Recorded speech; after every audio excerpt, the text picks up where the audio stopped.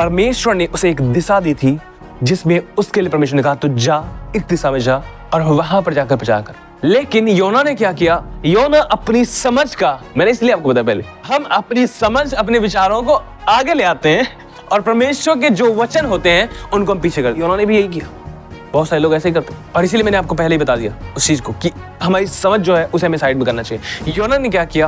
परमेश्वर ने कहा उस नगर के विरुद्ध जा जिसकी बुराई मेरी दृष्टि में बढ़ गई है। परमेश्वर चाहता कि अब ये जो बुरा नगर हो चुका वह भी नाश ना किया जाए, वह पश्चाताप करे, मन फिर वो भी बख्श दिया जाए।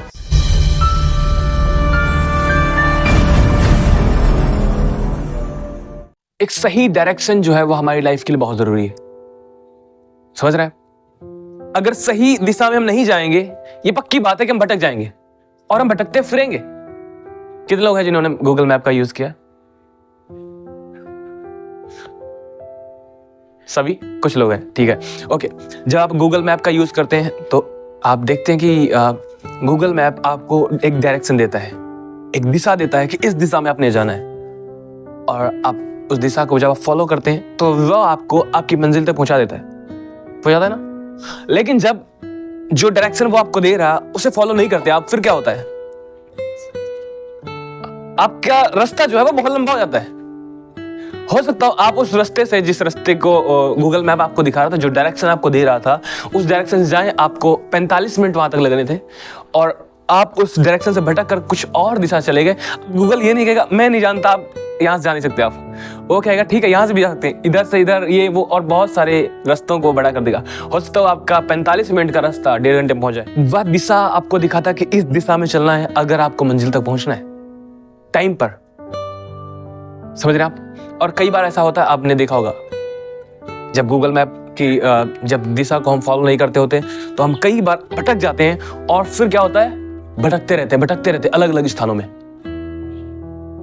आपको पता है गूगल मैप से बहुत बड़ा मैप है हमारे पास और इतना अद्भुत है ये कि इसके आगे कुछ भी नहीं है गूगल मैप, और हमारे लिए एक डायरेक्शन दिया गया है, समझ रहे हैं आप? अगर हम भी अपनी मंजिल तक पहुंचना चाहते हैं तो हमें भी डायरेक्शन को फॉलो करना पड़ेगा जो परमेश्वर ने दी है।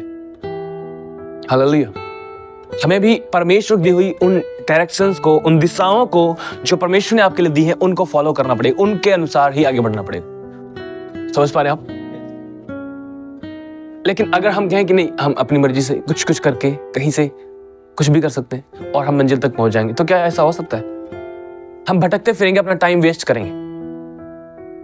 और ऐसा है बहुत सारे मसीह लोग कर रहे हैं, अपने टाइम को वेस्ट कर रहे हैं। क्या कर रहे हैं? और आपको पता है परमेश्वर के राज्य में जो समय है वो बहुत कीमती है और लिमिटेड दिया गया है, लिमिटेड है। गूगल मैप को आप फॉलो करते हुए जा रहे हैं तो आप अगर भटक गए तो उसके लिए आप टाइम बढ़ाकर पहुंच सकते हैं वहां तक, लेकिन इस वचन के अंदर आपको टाइमिंग दी गई, आपके लिए एक समय निर्धारित किया गया इस पृथ्वी के ऊपर, और उससे पहले यह भी कहा गया कि कब प्रभु आएगा कुछ पता नहीं ना। तो आपके लिए समय यहां पर लिमिटेड है। अगर आप कहोगे मैं अपनी मर्जी के अनुसार डायरेक्शंस चूज कर लूंगा, चुन लूंगा और उनके अनुसार जीऊंगा, तो आप केवल अपने टाइम को बर्बाद करेंगे, वेस्ट करेंगे। समझ पा रहे हैं आप क्या मैं कह रहा हूं? सबके पास अलग अलग दिशाएं हैं, परमेश्वर ने हमारे लिए दिशा दी है कि हम उसमें जिए, लेकिन अगर हम उस दिशा से भटक कर कुछ और ही करने लग गए हैं तो एक भटकने वाला व्यक्ति भटकता ही रहेगा और क्या वो मंजिल तक पहुंच जाएगा? नहीं पहुंच पाएगा। अगर वो उस दिशा से जिससे वह भटक गया है तो कभी नहीं पहुंच सकता। गूगल मैप के पास बहुत सारे रास्ते हैं आपकी मंजिल तक पहुंचाने के लिए, लेकिन वहां तक जाने का कोई और रास्ता नहीं है। एक ही डायरेक्शन है, एक ही दिशा है। गूगल मैप के पास बहुत सारे रास्ते होते हैं, अच्छा ठीक है, ये यहां से आप भटक गए, कुछ और रास्ते निकालते, लेकिन वहां पर जाने के लिए एक ही रास्ता है और कोई रास्ता निकलेगा नहीं। उसके बाद आपको क्या करना है? इस डायरेक्शन में बने रहना है जो परमेश्वर ने आपको दी है, जो मैं आपको आज बताने लगा हूं। समझ पा रहे हम? हमारे पास केवल 2 डायरेक्शंस हैं, समझ पाए? केवल 2 डायरेक्शंस,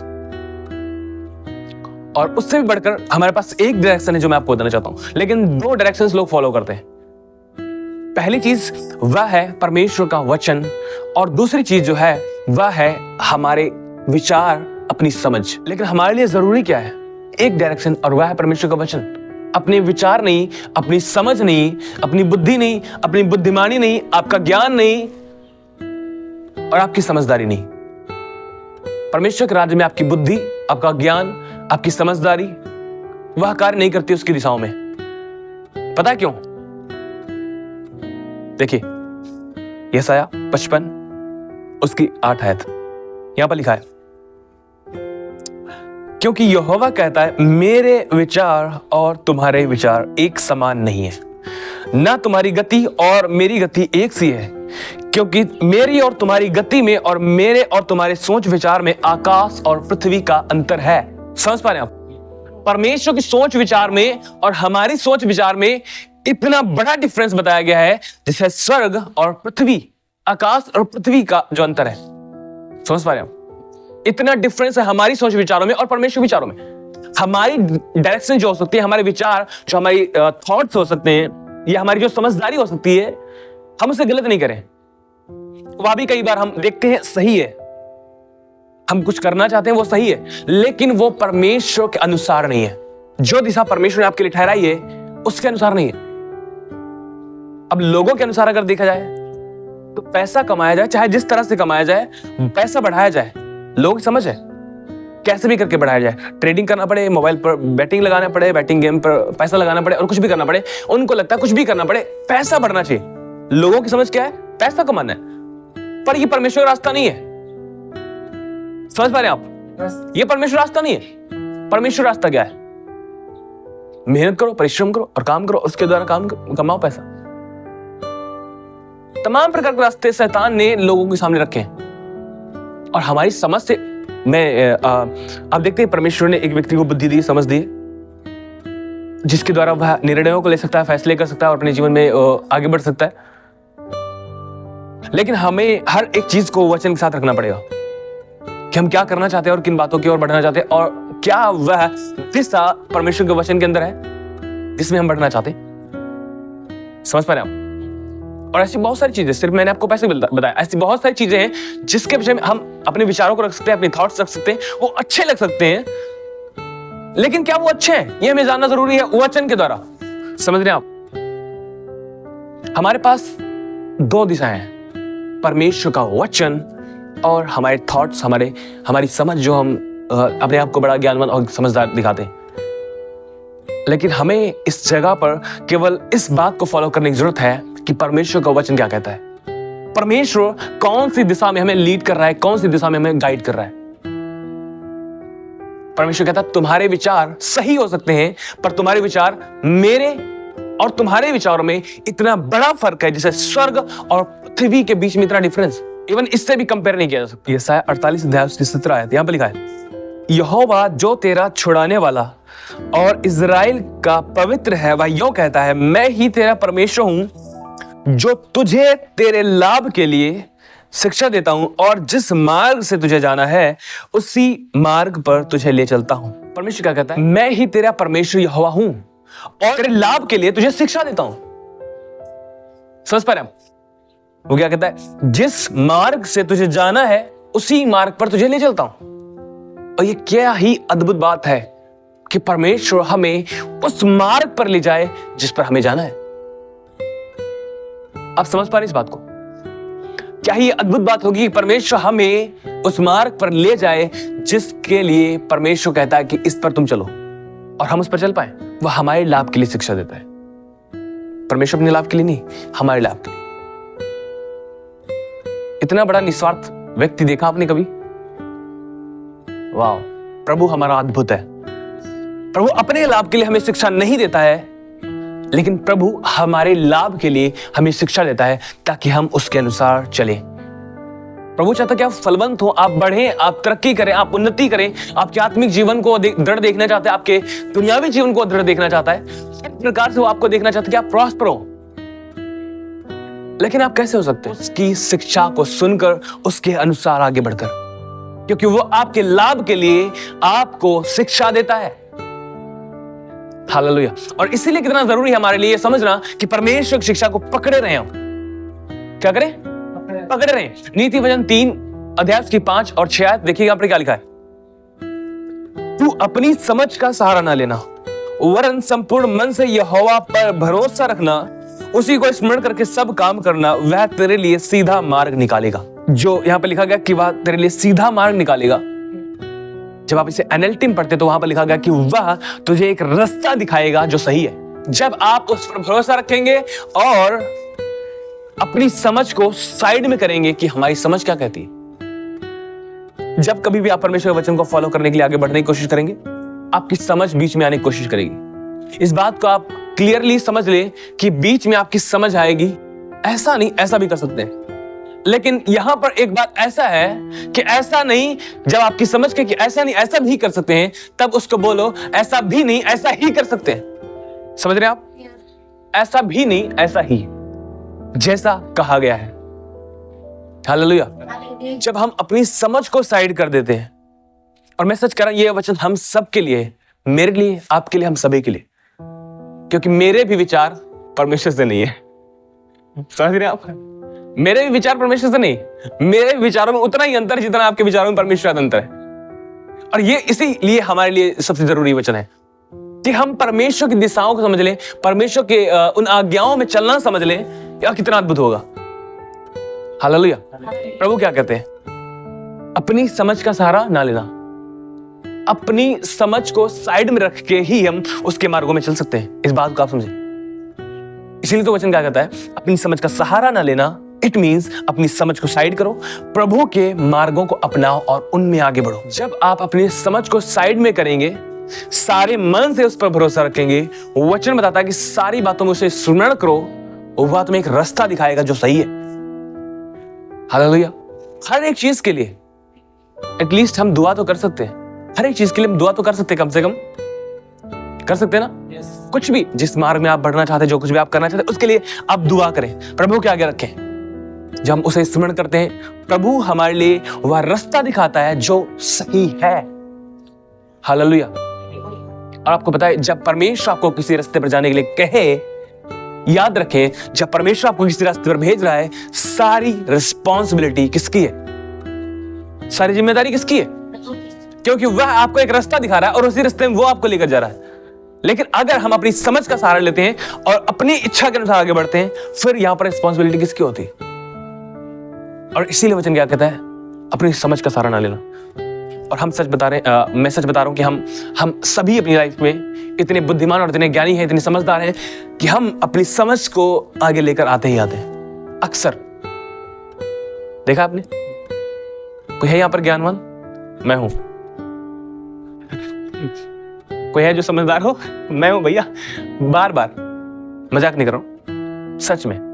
और ऐसा सभी के साथ होता है।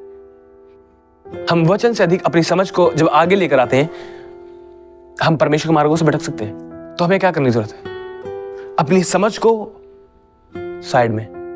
लेकिन एक बात और समझिए, जब परमेश्वर का वचन कहता है अपनी समझ का सहारा ना लेना, इसका मतलब है एक व्यक्ति अपनी समझ को भी साइड में कर सकता है और परमेश्वर के वचन के अनुसार आगे बढ़ सकता है। क्योंकि वचन वह कभी आपको नहीं बताएगा जो आप नहीं कर सकते। आपको वचन वही करने के लिए कहता है जो आप कर सकते हैं। इस बात को आप पक्का समझ लें। जब शैतान कभी भी आपके लाइफ में इस बात को लेकर आए कि तुम नहीं कर सकते, तब उसे बताओ ये वचन इसीलिए लिखा गया है क्योंकि मैं इसे कर सकता हूं। अगर मैं इसे नहीं कर सकता, वचन में लिख नहीं आता। समझ पा रहे हैं आप? और वहां पर आप एक बड़ा बल पाकर खड़े हो जाएंगे। हालेलुया। इसलिए नहीं लिखा गया है।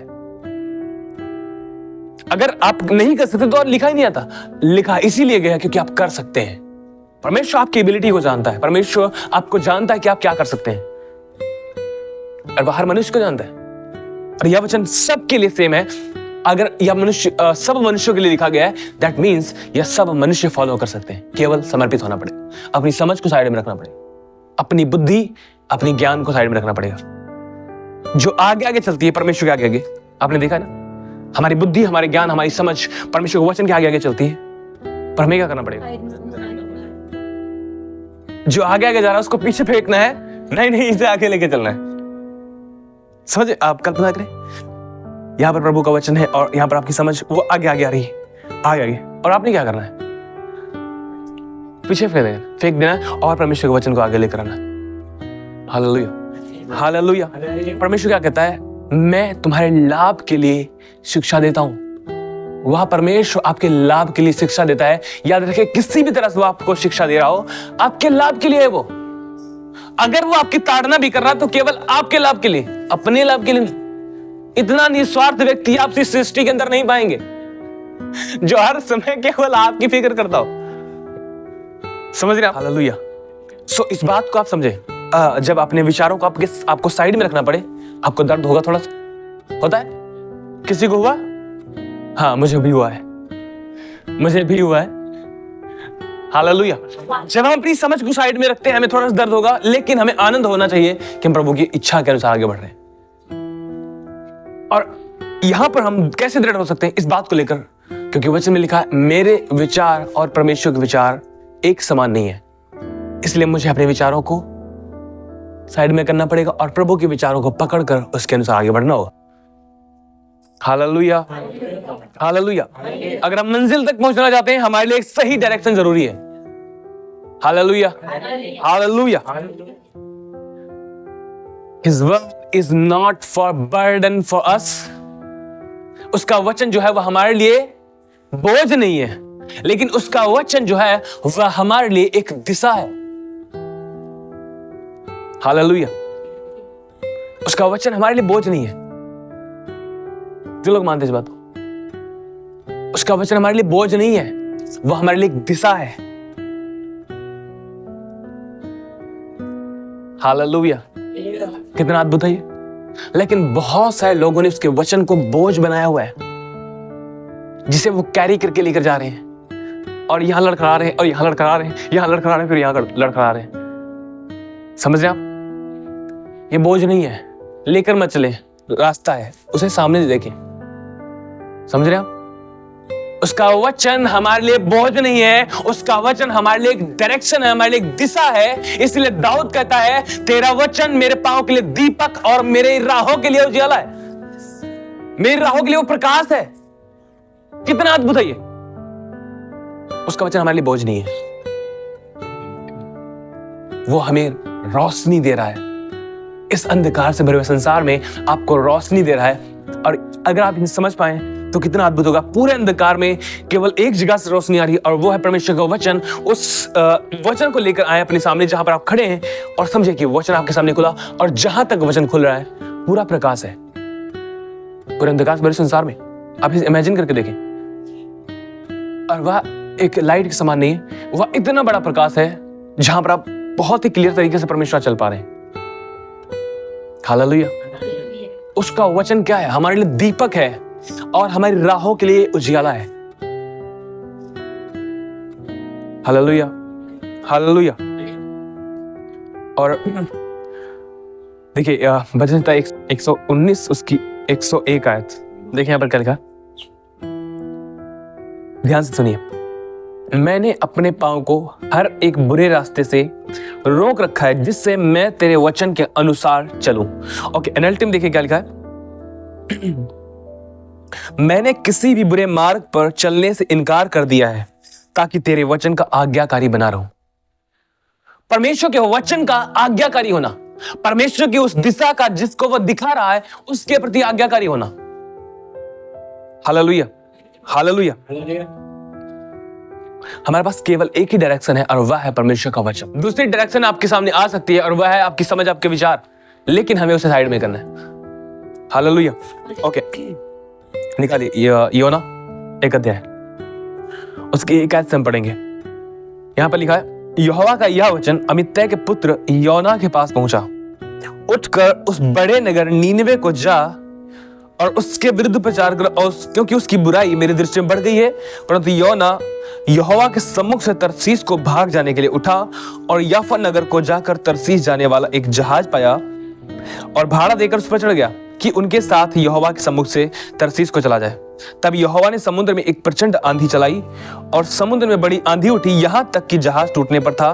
तब मल्लाह लोग डरकर अपने अपने देवता की दुहाई देने लगे और जहाज में जो व्यापार की सामग्री थी उसे समुद्र में फेंकने लगे कि जहाज हल्का हो जाए। परंतु योना जहाज के निचले भाग में उतरकर सो गया था और गहरी नींद में पड़ा हुआ था। तब माझी उसके निकट आकर कहने लगा, तू भारी नींद में पड़ा हुआ क्या करता है? उठ, अपने देवता की दुहाई दे, संभव है कि ईश्वर हमारी चिंता करे और हमारा नाश ना हो। तब उन्होंने आपस में कहा, आओ हम चिट्ठी डालकर जान ले कि यह विपत्ति हम पर किसके कारण पड़ी है। तब उन्होंने चिट्ठी डाली और चिट्ठी योना के नाम पर निकली। तब उन्होंने उससे कहा, हमें बता कि किसके कारण यह विपत्ति हम पर पड़ी है। तेरा उद्यम क्या है? तू कहां से आया है? तो किस देश और किस जाति का है? उसने उनसे कहा, मैं इब्री हूं और स्वर्ग का परमेश्वर यहोवा जिसने जल स्थल दोनों को बनाया है, उसी का भय मानता हूं। तब वे बहुत डर गए और उससे कहने लगे, तूने यह क्या किया है? वे जान गए थे कि वह यहोवा के सम्मुख से भाग आया, क्योंकि उसने आप ही उनको बता दिया था।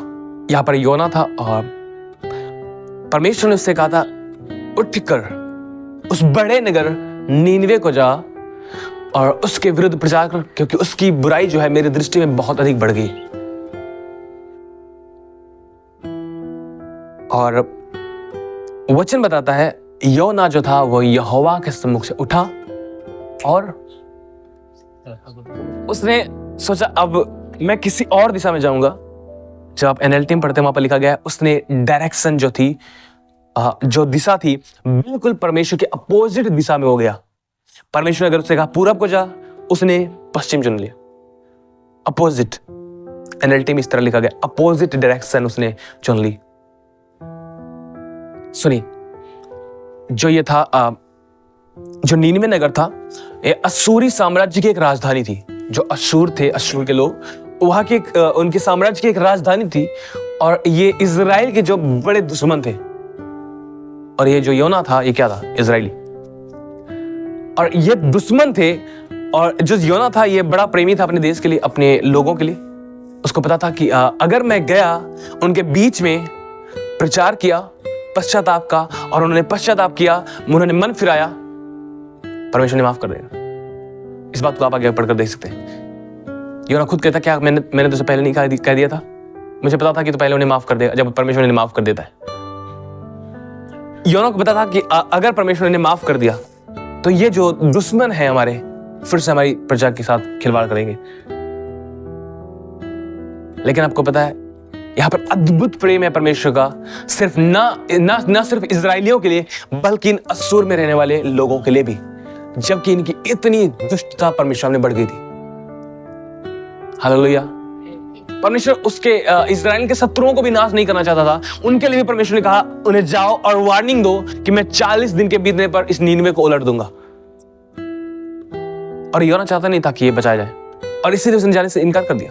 उसने क्या किया? उठा और तरसीस को, परमेश्वर ने उसे एक दिशा दी थी जिसमें उसके लिए परमेश्वर ने कहा, तू जा, इस दिशा में जा और वहां पर जाकर प्रचार कर।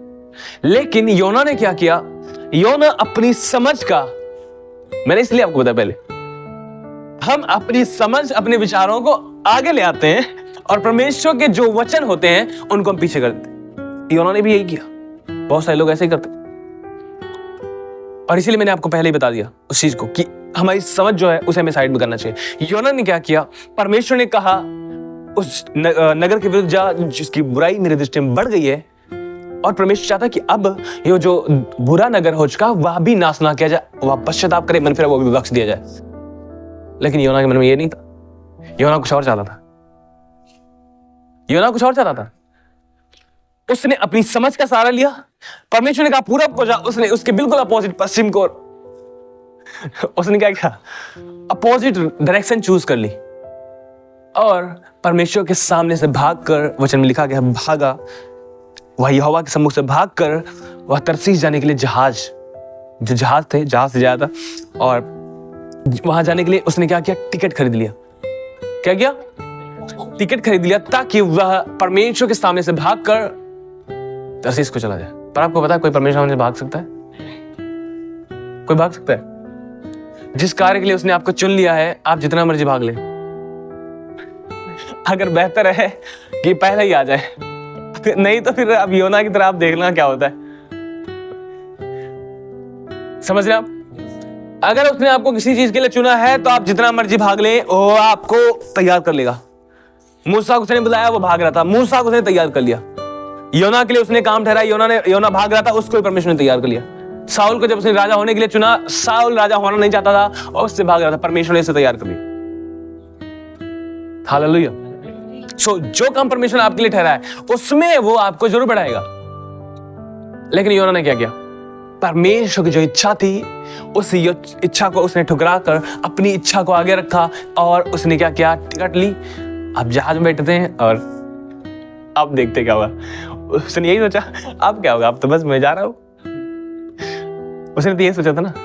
और ऐसे बहुत सारे लोग होते जब वे, अब इसे बिल्कुल मजाक में ना ले, मैं बेशक हंस के कह रहा हूं, लेकिन इसे मजाक में बिल्कुल सीरियसली है कि जो आज्ञा, जो वचन परमेश्वर में दे रहा है, याद रखिए वो आपके लिए है ताकि आप उस डायरेक्शन को फॉलो करें जो परमेश्वर ने आपको दी है।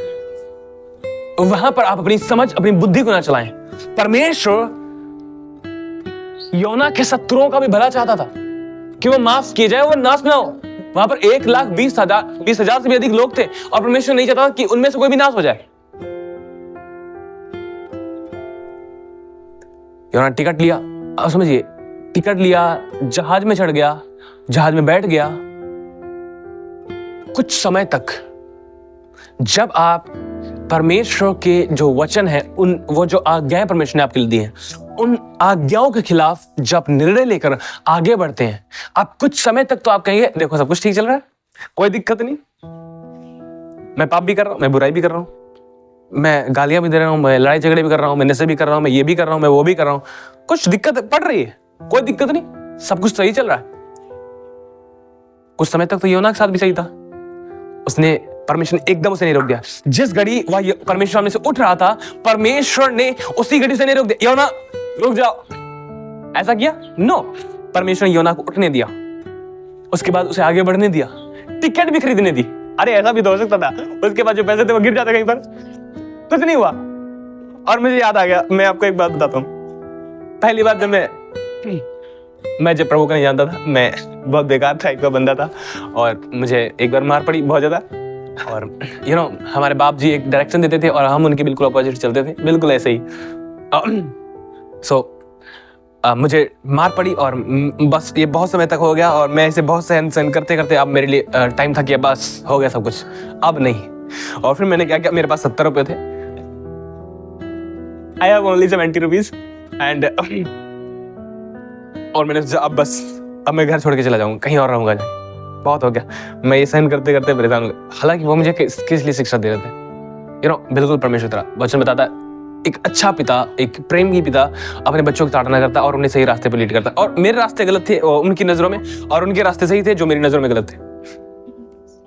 ठीक है, सो उन्होंने एक दिशा दी मुझे जीने के लिए और मैंने कहा नो, मैं इसमें नहीं जी सकता। मैंने कोई और दिशा ली। मेरे पास 70 रुपए थे और मुझे बहुत कूटा गया और जब मेरे को बहुत मार पड़ी उसके बाद में फिर मैं वही 70 रुपए लेके तैयारी कर रहा था, भाग जाऊंगा, और वो 70 रुपए गिर गए। अब जो आगे बताने लगा वो बहुत जबरदस्त है। जब मैं उठा मैंने देखा पैसे तो गिर गए। ओके, फिर मैंने सोचा देखते रास्ते में फिर देखते यार, और इतनी अच्छी बात कि मैं दोबारा घूम गया, मुझे फिर से मिल गए पैसे, मेरे को फिर से पैसे मिल गए। हालांकि वहां पर लोग आ जा रहे थे, मैं आया देखा और मेरे 70 रुपए मेरे को मिल गए। क्योंकि आपको पता है जब एक व्यक्ति कुछ गिर जाता है तो बंदा कहते ढूंढता है, फिर पूरी आंखें लगा ली, पूरी दूरबीन बना के। और फिर क्या था, मैं ऐसा ही साइकिल चला रहा था और साइकिल से ऐसे देखते जा रहा था। और फिर क्या था, वो 70 रुपए मेरे को मिल गए, बस बन गया सब कुछ। दिल के अंदर खुशी क्या थी वही 70 रुपए थे और वही 70 रुपए फिर से मिल गए। बस मैंने कहा ठीक है, अब लखनऊ जा सकते। बस फिर क्या था, मेरी मम्मी रो रही थी आप मत जाओ, ये वो बहुत सारी बात। मैंने कहा नहीं, मैंने जाना है। और मुझे याद है आज भी वो बहुत ज्यादा दुखी थे, बहुत ज्यादा तकलीफ में थे, रोड पर आए मुझे छोड़ने। और फिर मैंने उनके आंसुओं को साइड में किया। मैंने कहा कोई बात नहीं, अभी मेरे दिल को कठोर करना पड़ेगा और मुझे जाना पड़ेगा, क्योंकि अब मैं सहन नहीं कर सकता। और फिर मैंने क्या किया, 70 में से 40 रुपए, शायद मे भी 40 के आसपास टिकट पैसा पड़ा होगा, और मैंने ऑटो में बैठा और मैं चला गया लखनऊ। वहां रहा कुछ टाइम तक, यहाँ वहां भटकता फिरा और फिर इसके बाद पकड़ लाया गया, फिर से घर में आ गया, फिर से घर में आ गया। अब समझिए परमेश्वर ने ऐसा नहीं होने दिया भाई वहां पर कि योना के पैसे गिर जाते। परमेश्वर ने ऐसा होने नहीं दिया कि योना के पैसे गिर जाते। परमेश्वर ने कहा ठीक है तुम पैसा लेकर जा, टिकट खरीद जाओ। परमेश्वर ने खरीद नहीं दिया टिकट, टिकट खरीद के वो बंदा बैठ गया जहाज में। अब योना मगन, ओहो अब तुम निकल गए, अब हो गया सारा काम खत्म। लेकिन जिस घड़ी वो उस नाव जहाज में बैठकर जा रहे थे, एक प्रेमी पिता जो होता है वो मैं आपको बताने लगा हूं। लोग कहते हैं परमेश्वर कोई भी प्रॉब्लम आपके ऊपर आने नहीं देता। परमेश्वर की ओर से कोई प्रॉब्लम नहीं हो सकती। परमेश्वर आपके ऊपर प्रॉब्लम इसीलिए आने देता ताकि आप प्रॉब्लम में पड़े ही ना। अब आप कहोगे भैया ये कौन सी प्रॉब्लम है, जो प्रॉब्लम भी आ रही और प्रॉब्लम भी नहीं। बिल्कुल ऐसा ही है। कोई भी बाप अपने बच्चों को ताड़ना देता है, डांटता है, तो किस लिए? क्या उनका बैरी बन बैठा है?